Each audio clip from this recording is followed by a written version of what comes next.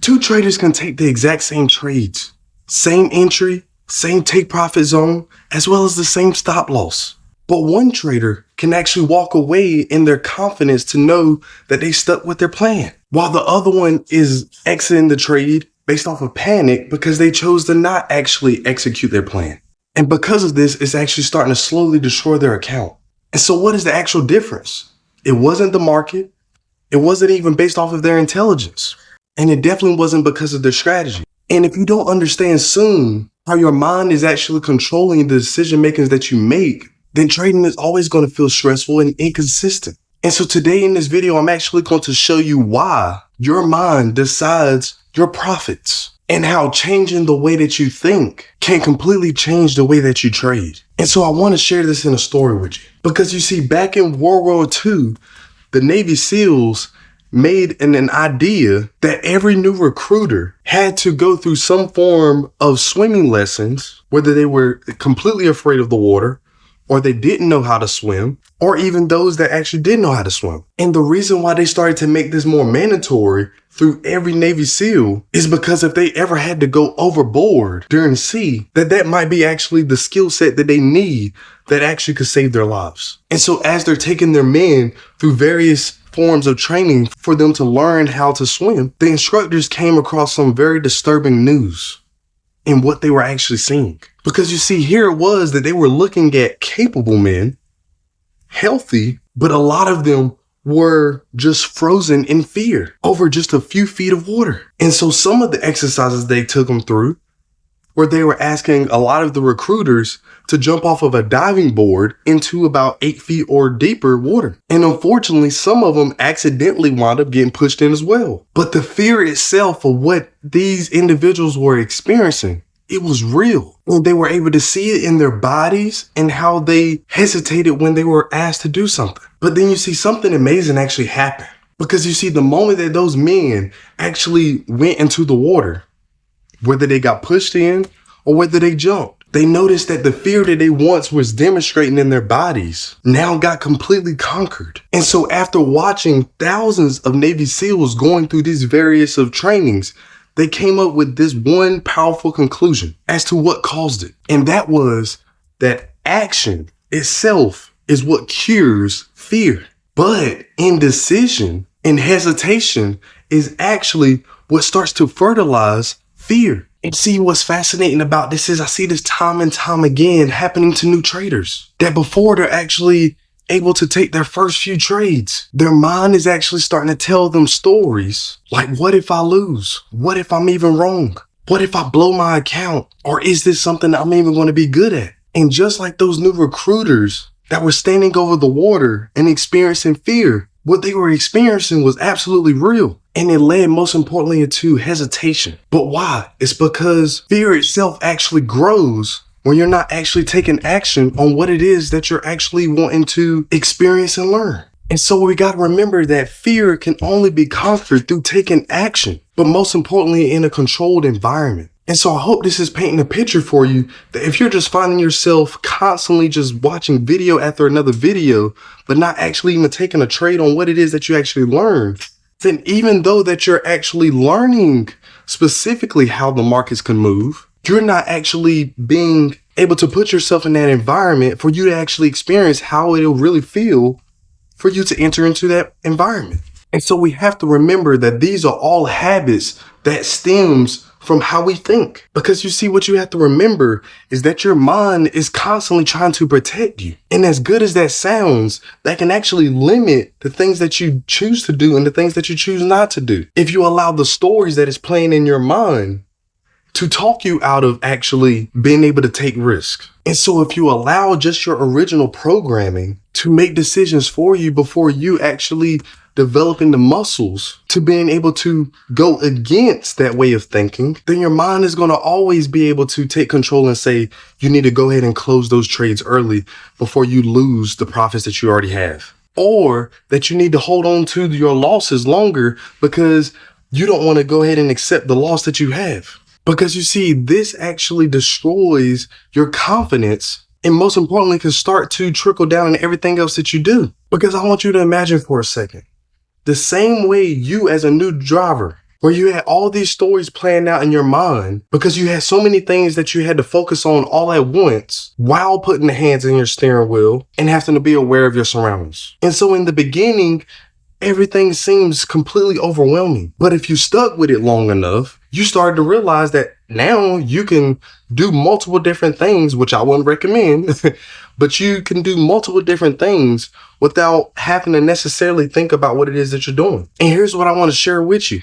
Since the first time of you being that new driver versus who you are now as an experienced driver, the risk is still the same. Every time that you are choosing to hop into that vehicle, you are actually risking your life. Whether you continue to do the right thing and stand within the right guidelines. And so again, this is not taken away from the risk itself just because you no longer are afraid of this new environment that you wanted to be able to conquer, but it definitely heightens your ability to being able to be more calm because of the actions that you were willing to take while you were still fearful. And so that's how we have to look at trading.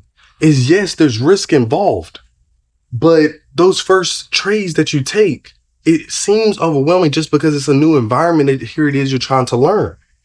Why? Because you see benefit in being able to learn how to multiply your money. The same way you felt it was a benefit for you to learn how to drive because you didn't want to just continue to keep walking to every single destination that you wanted to go to.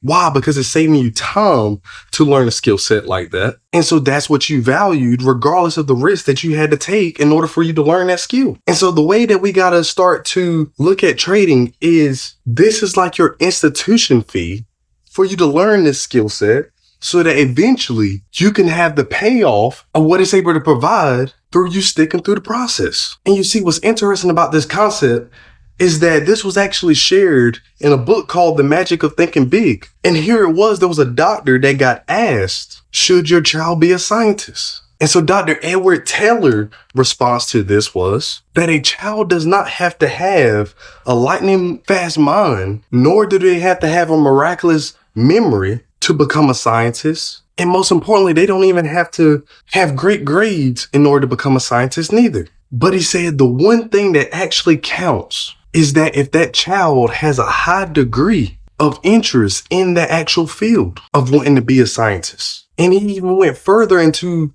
explaining his point to this, that even if a person had 100 IQ, but was showing the qualities of being optimistic, being positive, and even being cooperative, they will be able to make more money, gain more respect, and even achieve more success than somebody that has a 120 IQ that has the traits of somebody that is constantly negative, pessimistic, and uncooperative with people. And you may be asking, how could that even be possible?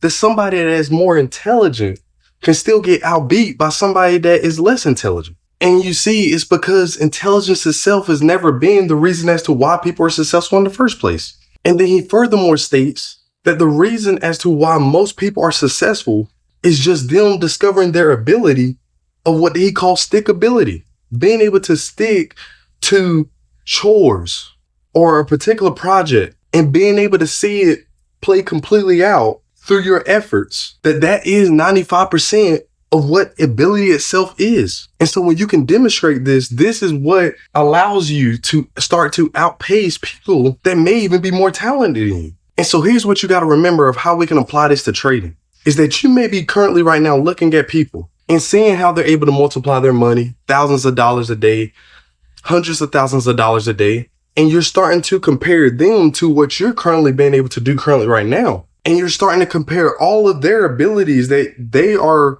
displaying to you, and you're comparing them with your own. But you see, it's already unfair because you're looking at all of their strengths, but you're comparing them with your weaknesses. And so you're already giving yourself a false reality of what it is that you're comparing. And so we have to remember that the keys to success itself is your ability to being able to endure what it is that you're going through and being able to see it come to its ultimate completion. So are you willing to go through those steps in order for you to figure out specifically what you need to learn in order for you to being able to experience that kind of a win rate and that kind of multiplying your money experience? And so again, this just debunks the myth from people thinking that you just have to be smart to being able to predict when these winning strategies are going to play out, or even thinking that you have to be extremely talented as an individual to never take a loss. Because you see, all of these things are false. And again, the thing that you got to remember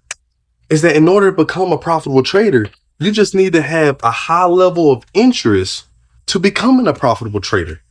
And so what that looks like from a mindset perspective is that you are so focused on the characteristics of that person that you now have to become in order to be able to experience the lifestyle of a profitable trader. Because you see, where your focus goes, your energy flows, what just simply means you get what you focus on. So if you're focusing on what specifically you need to do to become a profitable trader, all of a sudden, the things that you don't necessarily know currently right now, the how-tos, that would slowly start to be getting developed over time in terms of what you specifically have to do. But you're first focusing on the person that you have to become, so that then you can become the person that actually can do the things that actually produces a profitable trader. Because see, the final thing that we got to just remember is just like those Navy SEAL recruiters. It wasn't just their way of thinking alone is what actually cured their fear. It was through them being able to take different actions